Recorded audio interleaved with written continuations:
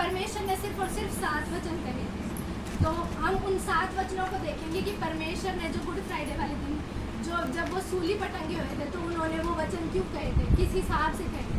हम दूर से ऐसे ही पढ़ भी सकते हैं उन वचनों को, पर हम उनके आत्मिक जो मतलब है उन्हें समझ नहीं पाते हैं बहुत बार।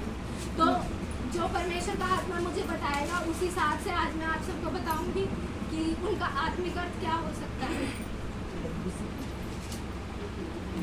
तो हम सबसे पहले निकाल लेंगे यूहन्ना 19 अध्याय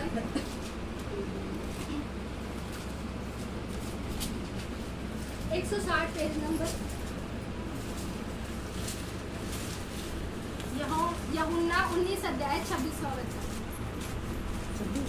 26 यूहन्ना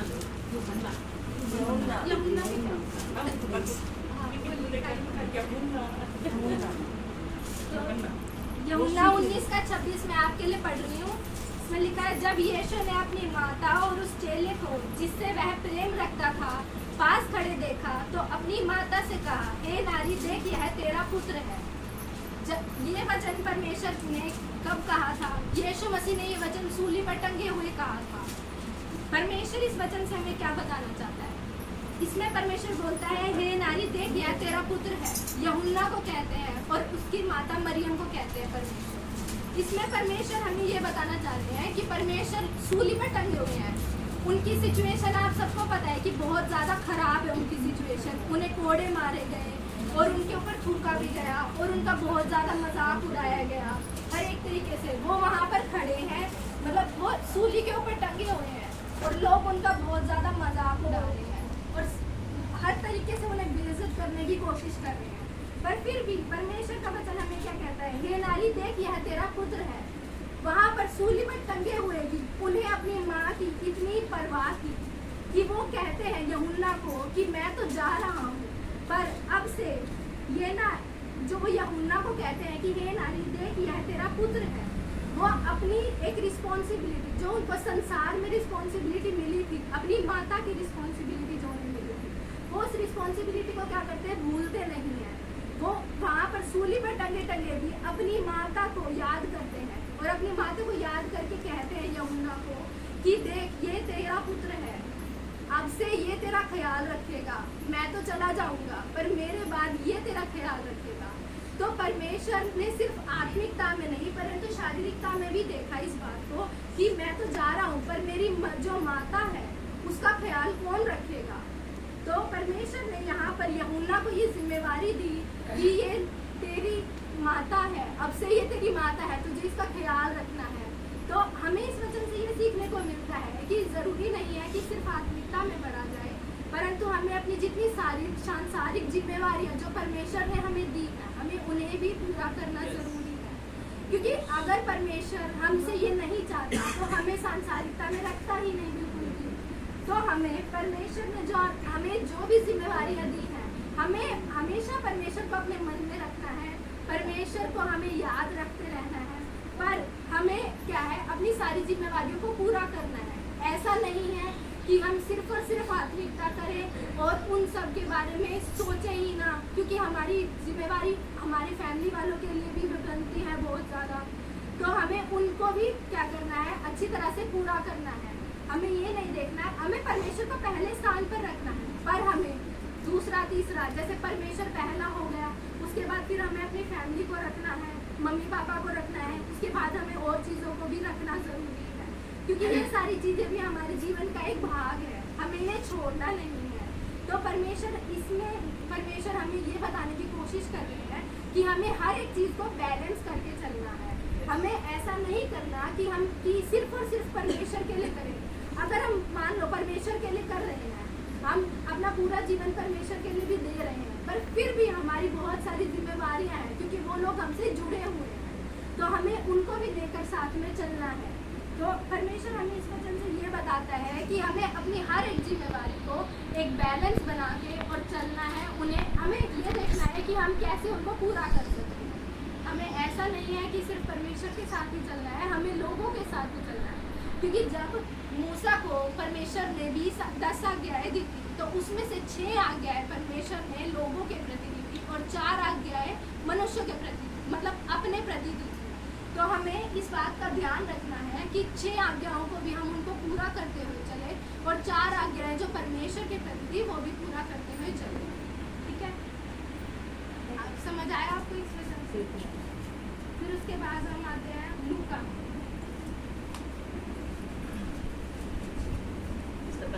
लूका 23 अध्याय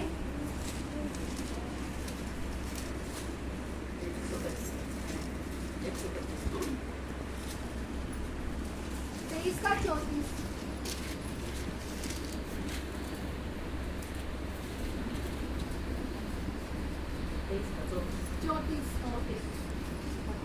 तब यीशु ने कहा, हे पिता, इन्हें क्षमा कर, क्योंकि ये नहीं जानते कि क्या कर रहे हैं। और उन्होंने चिट्ठियां डालकर उसके कपड़े बांट लिए। हालेलुया। इसमें परमेश्वर का वचन ये कहता है कि परमेश्वर वहाँ पर सूली पर टंगे हुए हैं और हम ये बात को ध्यान रखें कि परमेश्वर जो भी ये वचन कह रहा है वो सब सूली पर टंगे टंगे कह रहा है। और परमेश्वर का हृदय हमें इस बात में समझना है कि परमेश्वर ने ये वचन कहा, क्योंकि परमेश्वर बहुत कुछ कह सकते थे बट सिर्फ और सिर्फ उन्होंने 7 वचन कहे। तो इस हिसाब से हमें ये भी दिखाता है कि हमें बहुत सोच समझ के बोलना है कि हम क्या बोलते हैं, क्योंकि कहने को तो हम बहुत कुछ कह सकते हैं पर हमें वो चीज़ें ध्यान रखनी है कि हम जो बोलते हैं, क्योंकि परमेश्वर भी लिमिटेड ही बात करता था जब किसी से बात करता था। तो इस वचन में परमेश्वर बोलता है, हे पिता, इन्हें क्षमा कर, क्योंकि ये नहीं जानते कि ये क्या कर रहे हैं। क्योंकि परमेश्वर बहुत सारी बातों को जानते थे, यीशु मसीह बहुत सारी बातों को जानते थे, पर लोग इन बातों को नहीं जानते थे बिल्कुल भी कि वो ऐसा क्यों कर रहे हैं। क्योंकि परमेश्वर के पुत्र जो है उन्हें तो पता था कि ये सब कुछ होगा और ये किस लिए हो रहा है, पर वो सूली पर टंगे भी वो उनका हृदय इस बात में था कि इन्हें क्षमा कर। उन्होंने इतना सब कुछ परमेश्वर के साथ किया, उन्हें सूली पर टांग दिया, उनको कोड़े मारे, उन्हें जलील किया, उनके ऊपर थूका भी गया, उनकी दाढ़ी भी नोची गई, उन्हें बहुत ज़्यादा जलील किया गया। पर फिर भी परमेश्वर का हृदय ऐसा है कि परमेश्वर कहता है कि इन्हें माफ़ कर। तो हमें हर एक चीज़ में इस चीज़ पे हमें ध्यान रखना है कि कोई व्यक्ति हमारे सामने है तो हमें ध्यान रखना है कि हमें उसके बारे में नहीं पता कि उसका जीवन कैसा चल रहा है।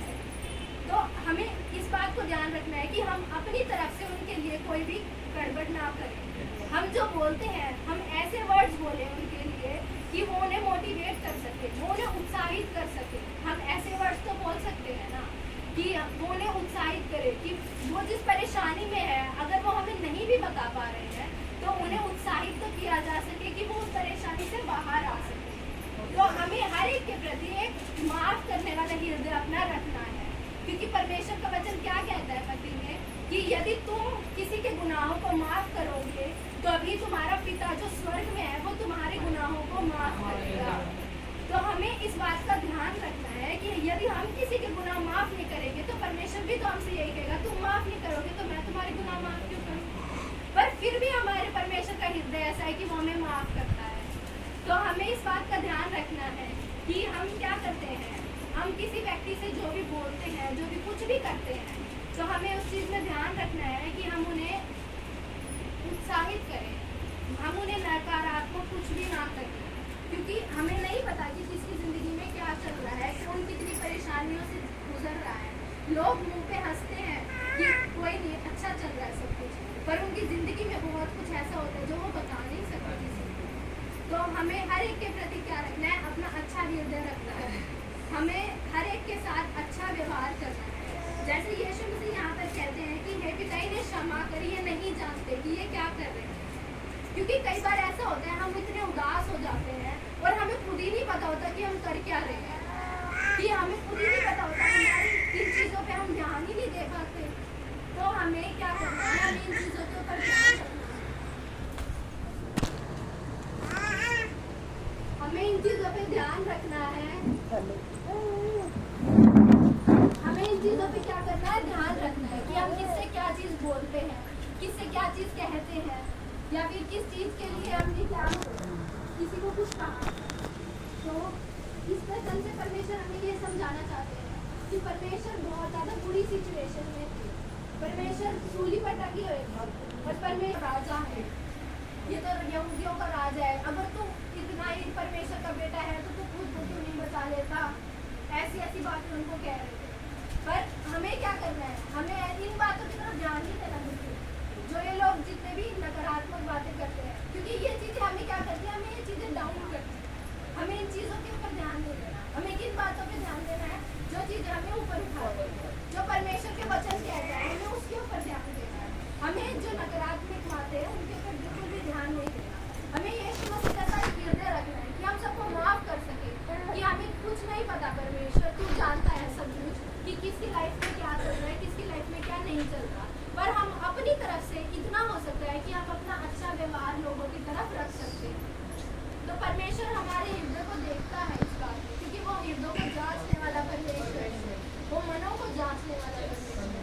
वो देखता है कि हमें कैसा किसके साथ व्यवहार करते हैं। परमेश्वर की उपस्थिति किस चीज में दिखाई देती है? परमेश्वर की उपस्थिति हमारे व्यवहार में दिखाई देती है। जब हम परमेश्वर को अपने माइंड में रख के चलेंगे कि मैं जो भी कुछ कर रहा हूँ, परमेश्वर उसमें मुझे देख रहा है, परमेश्वर हमेशा मुझ पर नजर लगाएगा।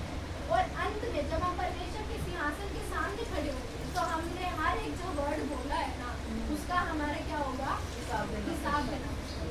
तो हमें इस बात का ध्यान रखना है कि क्या बोलते हैं। जब आप कम बोलोगे ना, तो परमेश्वर की उपस्थिति आपको फील होगी। और परमेश्वर आपसे परमेश्वर से नहीं पूछते हैं कि परमेश्वर मैं इस सिचुएशन में क्या करूं। हम लोगों की राय लेते हैं कि बता मैं क्या करना चाहता हूँ, हैं? तो हम क्या करते हैं? हम ध्यान रखते हैं। हमें क्या ध्यान रखना है कि हम परमेश्वर के वचन में बने रहें, क्योंकि परमेश्वर का वचन क्या कहता है? यदि तुम मेरे वचन में बने रहो तो क्या मैं जो तुम बोलोगे मैं तुम्हारे लिए कर दूंगा। तो अगर हम परमेश्वर के वचन में ही नहीं बनेंगे और हम परमेश्वर को ये कह रहे हैं परमेश्वर तू मुझे ये दे, तू मुझे ये दे, परमेश्वर क्या देगा हमें? जब हम परमेश्वर की बात नहीं मानेंगे तो परमेश्वर हमारी बात कैसे मानेगा? पर वो तो पिता है, पिता का हृदय है, पर वो हमारी फिर भी जरूरतों को पूरी करता है। तो हमें भी परमेश्वर के प्रति जो हमारी कर्तव्य है उन्हें हमें पूरा करना है। हमें वचन में बने रहना है, वचन को रीड करना है और हमें प्रार्थना करती रहनी है। हम इससे क्या है? परमेश्वर के और नजदीक जा पाते हैं, परमेश्वर को सुन पाते हैं। हम जब ज्यादा चुप रहते हैं तो हम परमेश्वर के ऊपर क्या कर सकते हैं? ध्यान लगा सकते हैं। हम क्या कर सकते हैं? परमेश्वर के हाथ से परमेश्वर की अगुवाइयों को पा सकते हैं। तो ऐसे हम अपने मसीह जीवन को बहुत आसानी से चला सकते हैं। फिर उसके बाद हम पढ़ते हैं लूका में 23:43। उसने उनसे कहा मैं तुमसे सच कहता हूँ कि जो यीशु मसीह वो बीच में था। तो परमेश्वर जब यहाँ पर ये बातें चल रही है तो इसमें क्या बात है कि इस परदूस जो कुकर्मी वहाँ लटकाए गए थे उनमें से एक ने उसकी निंदा करके कहा क्या तुम मसीह नहीं? तो फिर अपने आप को और हमें बचा। ये उसका मजाक उड़ाने के लिए ऐसे बोल रहा है कि क्या तू मसीह नहीं है तो हमें भी बचा ले। तो फिर उसके बाद आगे कहते हैं कि इस पर दूसरे ने उसे डांट कर कहा क्या तू परमेश्वर से भी नहीं डरता? तू भी तो वही दंड पा रहा है। तो जो दूसरा है, अब हम ये देखते हैं कि यीशु मसीह बीच में है। एक आदमी जो साथ में उसके टंगा हुआ है, जो डाकू है, वो नेगेटिव बात कर रहा है कि तू हमें बचा ले, और एक जो है वो क्या कर रहा है? पॉजिटिव बात कर रहा है। वो बोल रहा है कि तू परमेश्वर से भी नहीं डरता, कि तू ऐसे बात कर रहा है। वो बोल रहा है कि परमेश्वर से भी नहीं डरता तू, कि तू ऐसे बात कर रहा है। तुझे इस बात का पता नहीं है कि ये परमेश्वर का बेटा है या नहीं, पर फिर भी तू इतना गलत बोल रहा है उसको। कि मतलब हमें इस बात में ध्यान रखना होता है कि हम किसी से बोल तो रहे हैं, हमें नहीं पता क्या है, तो हम नेगेटिव तो ना ही बोले ना कम से कम। फिर उसके बाद आगे बताता है और हम तो न्यायानुसार दंड पा रहे हैं क्योंकि हम अपने कामों का ठीक फल पा रहे हैं, पर इसने कोई अनुचित काम नहीं किया। कि उसने ये बोला कि हम तो डाकू हैं, हमने तो बहुत सारे ऐसे काम किए भी हैं कि जिनकी वजह से हमें यहाँ पे टांगा गया है। इसने तो सबको चंगा किया है, इसने तो सबको वचन बांटा है, इसने तो सबके लिए अच्छाई की है, पर फिर भी इसे क्यों टांगा जा रहा है? फिर उसके बाद तब उसने कहा है यीशु जब तू अपने राज्य में जाए तो मेरी सुधि लेना। आमीन। तो इसने परमेश्वर से बोला कि परमेश्वर जब तू स्वर्ग के राज्य में जाएगा तो मेरी सुधि लेना। कि परमेश्वर पर इसने एंड टाइम पर विश्वास किया, चाहे इसने पूरी जिंदगी में कोई भी कैसे भी काम क्यों ना किया, पर एंड टाइम पे इसने क्या किया, परमेश्वर पे विश्वास किया कि ये परमेश्वर का बेटा है। और मैं इस पर विश्वास करता हूँ कि ये तो पूरा धर्मी है, क्योंकि वो उसके कामों को जानता है कि इसने चंगाई की है, लोगों को इसने वचन बांटा है और इसने अच्छे काम किए हैं हर एक के लिए। इसने अंधों को चंगा किया है, लंगड़े चले हैं, तो वो इन बातों के बारे में जानता है। पर जो दूसरा व्यक्ति है वो इन बातों के बारे में जानता ही नहीं है, जानते हुए भी अनजान। हाँ बिल्कुल, जानते हुए भी अनजान है। पर फिर भी परमेश्वर का वचन इसमें क्या बोलता है कि उसने ये बोला कि मेरी सुध भी लेना तू, क्योंकि उसे विश्वास था कि परमेश्वर उसकी सुध ही लेगा। क्योंकि अगर हम कितना भी क्यों ना गलत चल रहे हैं, पर अगर हम परमेश्वर के सामने अगर हम अपने आप को पश्चाताप कर लेते हैं तो परमेश्वर तो इतना, परमेश्वर का निर्मल हृदय है कि वो हमें जब भी माफ कर देता है, चाहे हमने कितना ही बड़ा पाप क्यों ना किया हो। तो परमेश्वर इसमें हमें क्या करता है, परमेश्वर हमें दया दिखाता है, वो दयावान परमेश्वर है। तो हमें इस बात का ध्यान रखना है कि एंड तक भी अगर कोई भी क्या करता है, पश्चाताप कर लेता है किसी भी चीज के लिए, तो हमें उसे क्या करना है, क्षमा करना है। परमेश्वर क्या करता है, हमें हमारी सुधि लेता है। तो हमें क्या करना है कि हमें परमेश्वर के वचन पर विश्वास करना है, जो वचन कहता है। यदि हमारी तरफ कोई एक बुरी सिचुएशन आ रही है तो हम क्या करते हैं, उसमें घबरा जाते हैं, हम वचन को छोड़कर हम लोगों की बातों पे ध्यान देने लग जाते हैं। हम ये सोचते हैं पता नहीं अब क्या होगा, शैतान हमारे दिमाग में अलग अलग बातें डालने लग जाता है कि ऐसा हो जाएगा तेरे साथ, ऐसा हो जाएगा तेरे साथ, ऐसा हो जाएगा। पर वचन क्या कहता है, हम उस पर तो ध्यान ही नहीं देते। हम ये बात देखते ही नहीं। परमेश्वर अगर मान लो हमारे घर में कोई फाइनेंशियल दिक्कत आ गई तो हम क्या सोचते हैं कि हमारे साथ अब क्या होगा, अब क्या होगा। पर परमेश्वर क्या कहता है, मैं अपने डरवैयों की हर एक कमी घटी को पूरी करता हूँ। तो हम उस वचन को लेके प्रार्थना ना करके हम क्या करते हैं, सोचते रहते हैं उस बारे में। हम सोचते रहते हैं कि ऐसा है, ऐसा हो जाएगा तो क्या होगा, ऐसा होगा तो क्या हो जाएगा। पर हम परमेश्वर के वचन पर विश्वास नहीं करते हैं। तो हमें क्या करना है, हमें उस सिचुएशन में परमेश्वर के वचन पर विश्वास करना है, हमें परमेश्वर के वचन पर ध्यान देना है कि परमेश्वर का वचन क्या कहता है हमसे, ताकि हम क्या कर सके, उनसे प्रार्थना कर सके। क्योंकि हम जब प्रार्थना करते हैं तो परमेश्वर कहता है ना मांगो तो तुम्हें दिया जाएगा। जब हम मांगेंगे ही नहीं परमेश्वर से तो परमेश्वर देगा कैसे हमसे। अब जैसे अगर एग्जाम्पल लूँ कि हमारे पापा हैं, हमारे पापा को तो 100 काम है। अगर हम अपने पापा को ये नहीं बोलेंगे पापा मुझे ये पेन चाहिए, तो पापा को ये तो नहीं है कि पापा मेरे को लाके तो दे देंगे, कोई दिक्कत नहीं है। पर मुझे उसके लिए बोलना तो पड़ेगा कि पापा मुझे चाहिए, क्योंकि पापा को और भी तो काम है। मुझे पापा को ये तो बोलना पड़ेगा कि पापा मुझे ये चाहिए, तभी तो पापा मुझे देंगे वो चीज़, क्योंकि पापा को और भी काम है। पापा अब हमारे जो स्वर्गीय पिता उन्हें तो पूरी सृष्टि संभालनी है, हर एक चीज़ का उन्हें ध्यान रखना है, धर्मियों का भी ध्यान रखना है, दुष्टों का भी ध्यान रखना है, हर एक चीज़ के ऊपर ध्यान रखना है। और फिर भी वो इतना महान परमेश्वर है ना, वो हमारे ऊपर दृष्टि करके हमें देखता रहता है कि मेरा बेटा क्या कर रहा है, मेरी बेटी क्या कर रही है। मतलब फिर भी वो हमें क्या करता है, वो अलग अलग तरीके से हमारे तरफ क्या करता है, वचन पहुंचाता है, हमें दिलासा दिलाने की कोशिश करता है। पर फिर भी जब हम उनकी बात नहीं मानते तो उन्हें भी तो दुख होता होगा, उन्हें भी तो ऐसा लगता होगा कि मैंने तो इसके पास वचन भी पहुंचाया, मैंने तो इसका सब कुछ काम करा, पर फिर भी ये मेरे ऊपर विश्वास नहीं कर रहा है। तो हमें क्या करना है, परमेश्वर के वचन पर विश्वास करना है। जब हमारे तरफ कोई परेशानी आती है तो परेशानी में हम इधर उधर ना भागे, वचन की तरफ भागे, परमेश्वर की तरफ पहले जाए, लोगों को बिल्कुल ना बताएं, परमेश्वर को बताएं। आपकी बात और परमेश्वर की बात, आप दोनों के बीच की बात होनी चाहिए कि परमेश्वर हर एक काम को कर सकता है। हमारा परमेश्वर पूरी सृष्टि का रख सकता है, तो वो हमारे लिए एक छोटा सा काम नहीं करेगा, बिल्कुल कर सकता है। तो हमें इस बात पे क्या करना है, ध्यान रखना है कि हम परमेश्वर के वचन पर विश्वास करें। फिर उसके बाद ये तीसरा वचन था जो कि परमेश्वर के पुत्र ने क्या कहा था, क्रूस पर कहा। फिर उसके बाद चौथा वचन आता है 46 में, और यीशु ने बड़े शब्द से पुकार कर कहा, हे पिता मैं अपनी आत्मा तेरे हाथों में सौंपता हूँ, और यह कहकर प्राण छोड़ दिए। Hallelujah, hallelujah. अब परमेश्वर का वचन इसमें कहता है कि जब सब कुछ हो गया, जब सब कुछ पूरा हो गया, तो परमेश्वर के बेटे ने क्या बोला कि उसने मैं अपनी आत्मा आपके हाथों में सौंपता हूँ। जब भी हमारे ऊपर कोई भी परेशानी आए तो हम जो बातें हमारे हाथ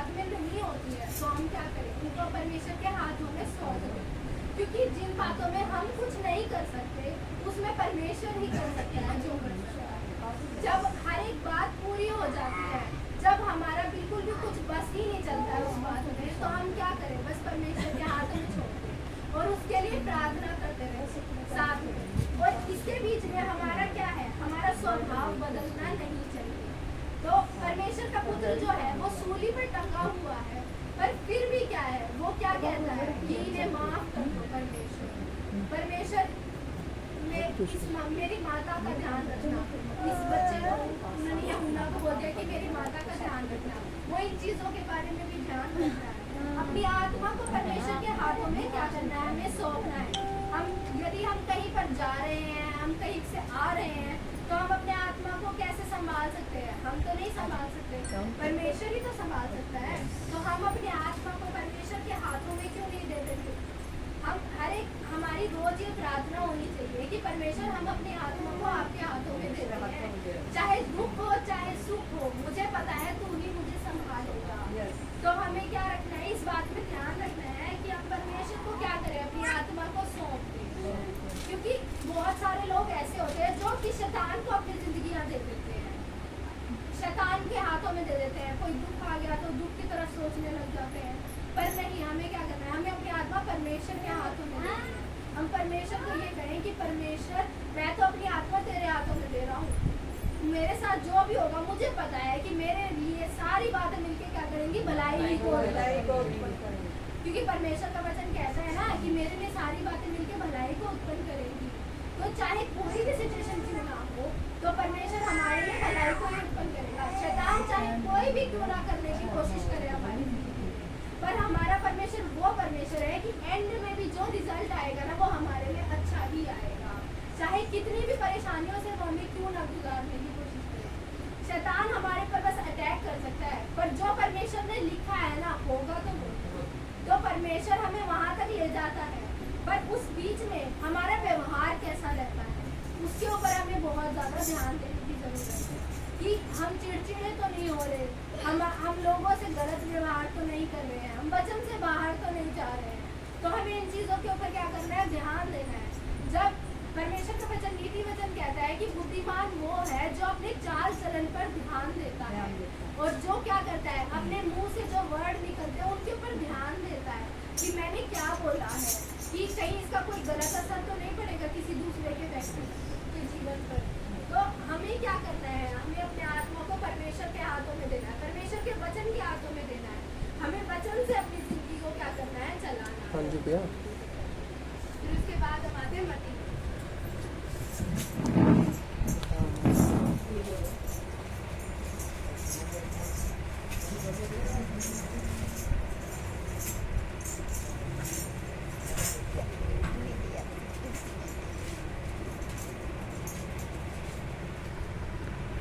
मती 27 अध्याय उसका 46वां वचन।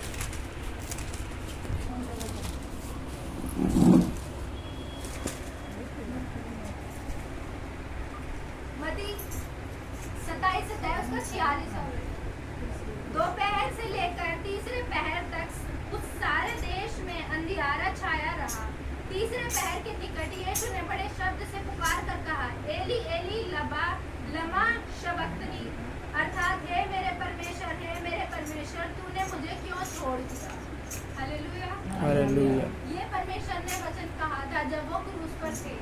दोपहर से लेकर तीसरे पहर तक, तीसरा पहर आ गया, और परमेश्वर का पुत्र अभी भी कहाँ टंगा हुआ है, सूर्य पर ही टंगा हुआ है, और उनको कितनी परेशानी हो रही होगी, पर फिर भी वो, उसके बाद क्या होता है, जब जो दुनिया का सारा पाप था ना, वो यीशु मसीह के ऊपर आ गया, तो क्या हुआ, परमेश्वर पिता ने उनकी तरफ से मुंह मोड़ दिया, परमेश्वर पिता ने उनका साथ छोड़ दिया। तब ये वचन उन्होंने कहे कि एली एली लमा शबक्तनी, कि परमेश्वर तूने मुझे क्यों छोड़ दिया। परमेश्वर, मैं सुबह प्रार्थना करी थी तो परमेश्वर मुझे एक बात बता रहे थे कि मैं सब कुछ जानता हूँ कि परमेश्वर वो परमेश्वर है जो सर्व विद्यमान है, शुरू से लेके अंत तक की वो सारी बातों को जानता है। ठीक है, उन्हें ये भी पता था कि मैं अपने बच्चे की कुर्बानी दूंगा। उन्हें ये भी पता था कुर्बानी देने के बाद भी लोग मुझ पर विश्वास नहीं करेंगे। उन्हें ये भी पता था कि मैं इतना सब लोगों के लिए कर दूंगा, पर फिर भी क्या है, लोग मेरे ऊपर विश्वास नहीं करेंगे और वो क्या करेंगे, मुझे धिक्कारेंगे, मुझे हर एक बात में गलत बोलेंगे। पर हमारे परमेश्वर का हृदय क्या है, उन्होंने हमारे लिए इतना सब कुछ किया।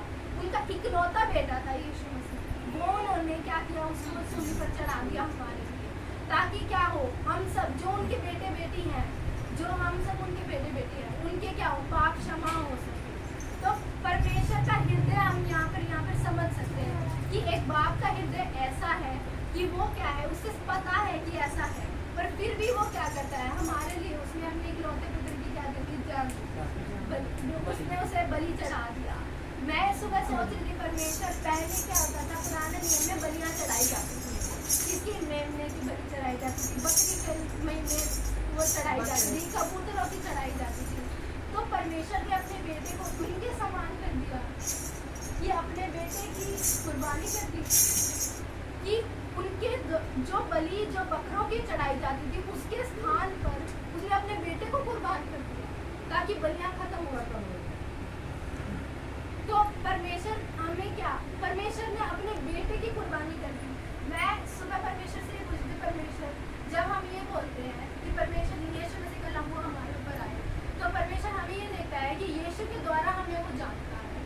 तो परमेश्वर जब ये देखता होगा कि यीशु मसीह का लहू रोज उसके पास आ रहा है, रोज उसके पास पहुंच रहा है, क्या उसे ये नहीं समझ में आता होगा कि मैंने इस बेटे की बलि दी थी और मेरे पास एक ही बेटा था?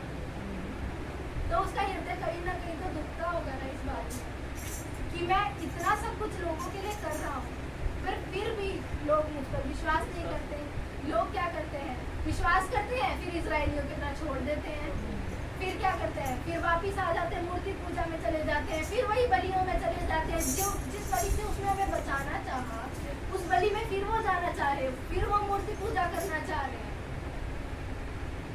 परमेश्वर का वचन ये बोलता है हमें यहाँ पे कि उसने क्या करा, जब यीशु मसीह क्रूस पे थे, तो परमेश्वर के जो बेटा है उसके ऊपर सारा दुनिया का सारा पाप आ गया। तो जब उसके ऊपर सारा पाप आ गया, तब क्या हुआ, तब परमेश्वर ने उसे छोड़ दिया, क्योंकि हमारा परमेश्वर क्या है, पवित्र है, वो पाप के साथ नहीं रह सकता, क्योंकि पवित्रता के कारण वो महाप्रतापी है। तो जहाँ पर पाप होगा वहाँ पर हमारे परमेश्वर साथ नहीं रह सकता। यीशु मसीह ने ये बात देखी कि जब मैं जन्मा तब से लेके जब क्रूस पर चढ़ा तब तक पवित्र आत्मा उनके साथ था, पर उस समय उन्हें इस बात का दुख हुआ कि इन लोगों के लिए जिनका पाप मैंने अपने सिर पे ले लिया, उसके लिए मेरे पिता ने मुझे छोड़ दिया। तो उन्हें भी तो इस बात का दुख हुआ बहुत ज़्यादा। तो हम इस बात को ध्यान में रखें कि परमेश्वर के हम दुख का कारण ना बने, कि हम कोई भी अगर पाप करते हैं तो उनके पास जाकर क्या कर ले, पश्चाताप कर ले, अपने पूरे हृदय से पश्चाताप कर ले, हम उनके दुख का कारण ना बने। परमेश्वर यदि हमें अपने पवित्र आत्मा के द्वारा बताता है ना कि तूने ये गलती की है, तो हम उसे मान ले।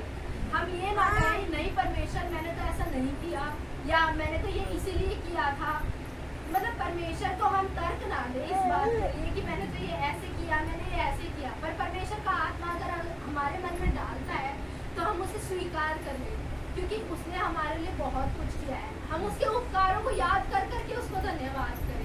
हम क्या कर सकते हैं, हम सिर्फ यही कर सकते हैं कि परमेश्वर को धन्यवाद कर सकते हैं। परमेश्वर ने जो हमारे जीवन में हमारे लिए किया है, हम उसके लिए केवल धन्यवाद कर सकते हैं परमेश्वर को, हम और तो कुछ नहीं कर सकते। परमेश्वर ने तो बलियां भी बंद कर दी कि हम उसे बलि चढ़ा दें, उसने तो अपना बेटा ही दे दिया, इससे ज़्यादा तो वो कुछ हमारे लिए कर ही नहीं सकते। तो हमें क्या करना है, परमेश्वर के इस वचनों पर ध्यान देना है कि परमेश्वर ने हमें हमारे लिए इतना सब कुछ कर दिया है, तो हमें उनके लिए क्या करना है, परमेश्वर के वचन पर ध्यान रखना है। इसके बाद हम आते हैं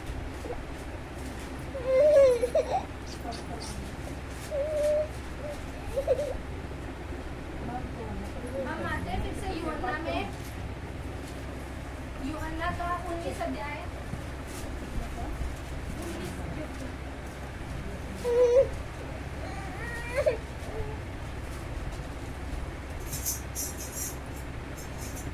उसके बाद बाद 19 का 28 में पढ़ रही हूँ आपके। इसके बाद यीशु ने यह जानकर कि अब सब कुछ पूरा हो चुका है, इसलिए कि पवित्र शास्त्र में जो कहा गया वह पूरा हो, कहा मैं प्यासा हूँ। परमेश्वर ने क्या कहा कि मैं प्यासा हूँ। परमेश्वर, यहाँ पे परमेश्वर का वचन हमें बताता है कि जो यीशु मसीह उन्होंने ये देखा कि अब सब कुछ पूरा हो चुका है, अब सब कुछ पूरा हो चुका है। पाप भी मैं उठा चुका हूँ, लोगों के लिए मैं कोड़े भी खा चुका हूँ, ताकि मैं उनके पापों को क्या करूँ, क्षमा कर सकूँ। मैं हर एक चीज कर चुका हूँ अब। तो परमेश्वर ने बोला मैं प्यासा हूँ, क्योंकि यहाँ पर एक रीति होती है कि वो क्या करते हैं, एक सरकंडे में क्या करते हैं, हाँ, सिरका डालते हैं, और सिरका क्या करते हैं, जो क्रूस पर टंगा होता है उसको सिरका पिलाते हैं, ताकि क्योंकि उनका गला इतना सूख जाता है, तो ताकि वो तड़प तड़प के ना मरे। तो इसके लिए वो क्या करते हैं, उन्हें सिरका पिलाते हैं कि उनकी जल्दी से मौत हो जाए। तो परमेश्वर के पुत्र ने पहले जब उन्हें दिया गया था तो पहले मना कर दिया था कि मैं नहीं देता, पर जब उन्होंने देखा कि अब सब कुछ बिल्कुल पूरा हो चुका है, मेरी तरफ से पूरा हो चुका है, तो उसके बाद परमेश्वर का वचन कहता है जब यीशु ने वह सिरका लिया तो कहा पूरा हुआ, और सिर झुकाकर प्राण का त्याग दिए। तो जब परमेश्वर के पुत्र ने देखा कि सब कुछ बिल्कुल पूरा हो चुका है, तो उसने बोला कि मैं प्यासा हूँ। मैं प्यासा हूँ का मतलब कि है परमेश्वर अब तो मेरे पास आ, कि मैं तेरा अभिलाषी हूँ, जिस प्रकार दाऊद कहता है कि मेरी आत्मा तेरी अभिलाषी है। अब सब कुछ पूरा हो चुका है और अब मैं प्यासा हूँ परमेश्वर तेरे लिए, कि मैं तेरे पास पहुँच सकूँ। क्योंकि परमेश्वर का वचन हमें ये बताता है कि परमेश्वर के वचन ने कहा कि मैं प्यासा हूँ, तो ये हमारी आत्मिक प्यास को दिखाता है कि हमें परमेश्वर के लिए एक आत्मिक प्यास और भूख को रखना है। परमेश्वर का वचन मत्ती में क्या कहता है, धन्य है वे जो भूखे और प्यासे हैं, क्योंकि वे तृप्त किए जाएंगे। यदि हम भूखे और प्यासे ही नहीं होंगे तो हमें तृप्त कैसे किया जाएगा। तो हमें उस भूख और प्यास के लिए परमेश्वर से क्या करना है, प्रार्थना करनी है कि परमेश्वर तू मेरे अंदर एक ऐसी भूख और प्यास को उत्पन्न कर जो यीशु मसीह के अंदर थी, कि उसने इतना सब कुछ करने के बाद भी तेरे पास आने की अभिलाषा रखी। उसने ये नहीं सोचा कि मेरा ये पिता है, इसने मुझे क्रूस पर चढ़ा दिया, इसने इतना सब कुछ मेरे साथ होने दिया, फिर मैं उसके पास क्यों जाऊँ, ऐसा नहीं सोचा उन्होंने। हम क्या करते हैं, यदि हमारे साथ किसी के साथ हमारी कोई बात हो जाती है तो हम क्या करते हैं, जाते नहीं हैं उसके पास। हम उनके मन में, उनके लिए अपने मन में कड़वाहट रखते हैं कि ये इसने मेरे साथ ऐसा किया, मैं इससे बात नहीं करूँगा।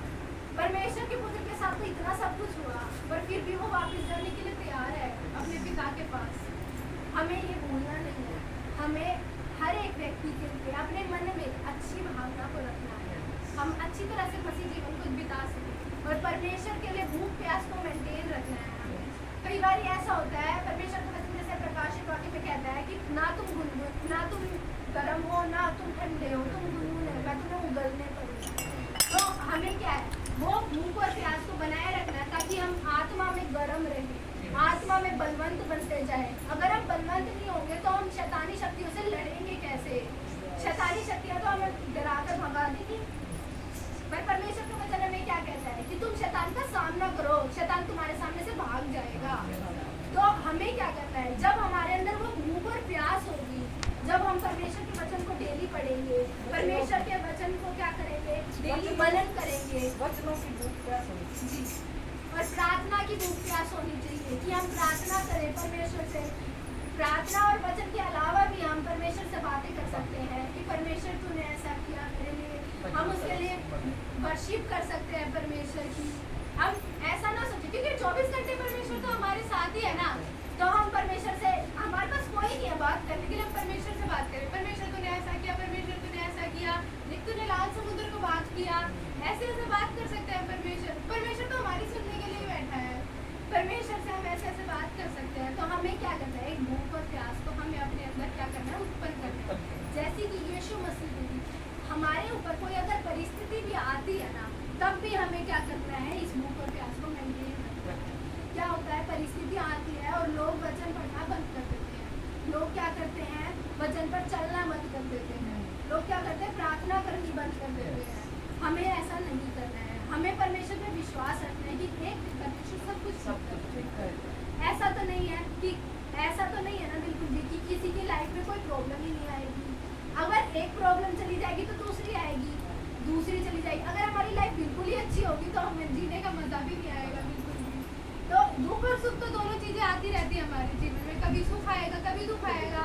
तो हमें क्या करना है, उन चीजों में भी परमेश्वर को प्राथमिकता देनी है, हमें परमेश्वर को भूलना नहीं है बिल्कुल।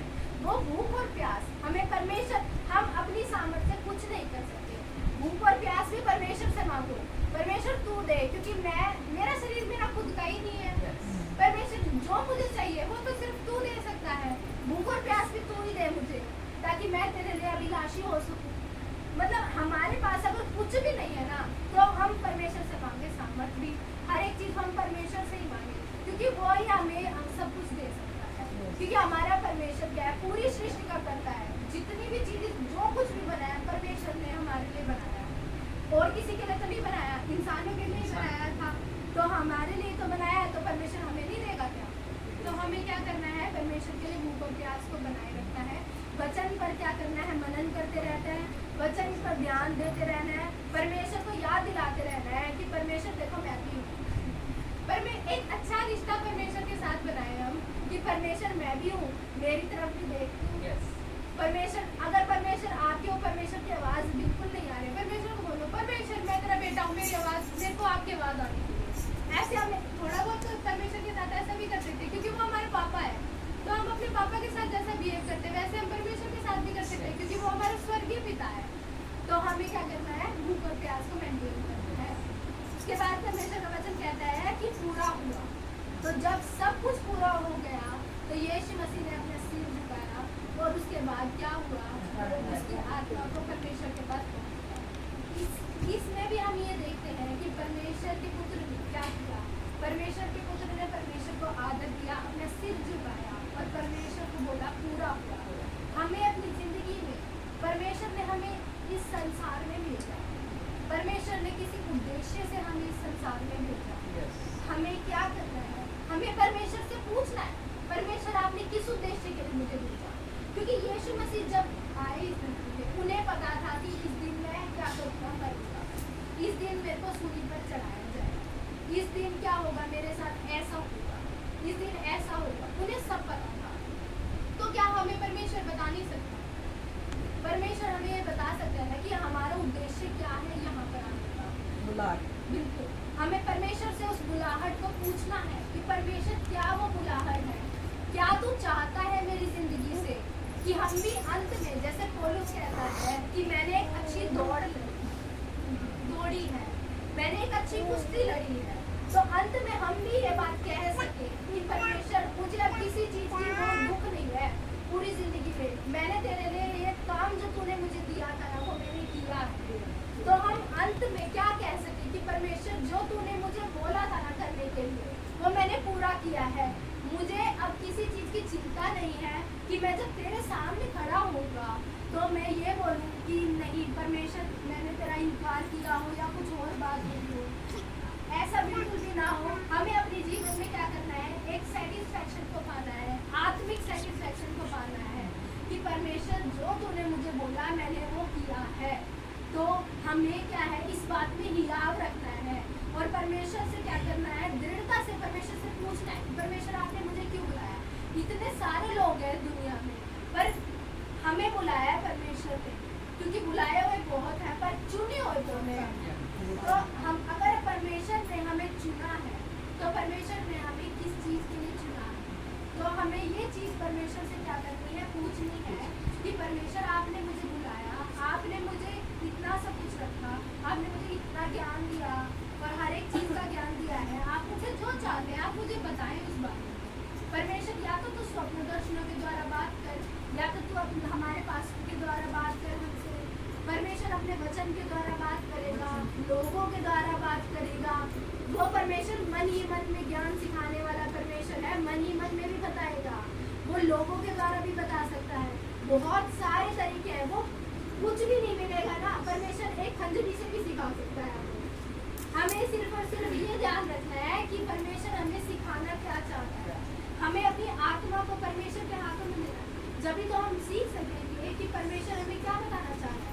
यदि हम किसी परेशानी में भी है और परमेश्वर से किसी उत्तर को मांग रहे हैं, तो हम ये ना सोचें कि छोटा बच्चा मुझे क्या सिखाएगा, वो छोटा बच्चा भी हो सकता है कि हमारे किसी बहुत बड़ी प्रॉब्लम का छोटा बच्चा भी आंसर दे सकता है। तो हमें क्या करना है, वो परमेश्वर गधी से बुलवा सकता है तो परमेश्वर कुछ भी कर सकता है। तो हमें क्या करना है, ध्यान रखना है इस बातों को कि परमेश्वर ने हमें क्यों बुलाया, ताकि हम अंत में कह सके परमेश्वर पूरा हुआ जो काम तूने मुझे दिया था।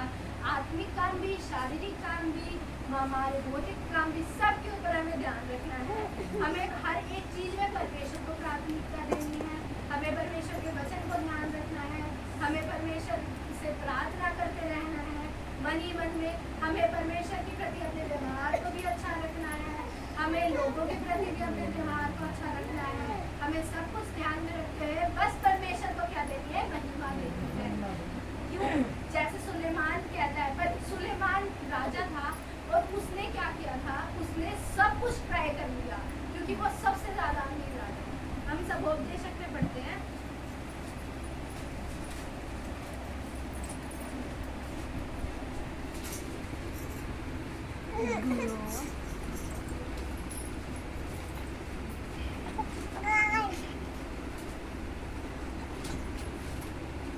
सब उपदेशक उसका 12 अध्याय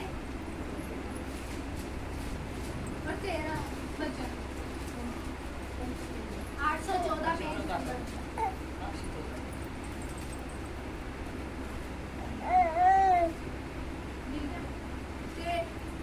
लास्ट अध्याय है 12 उसका 13वां वचन।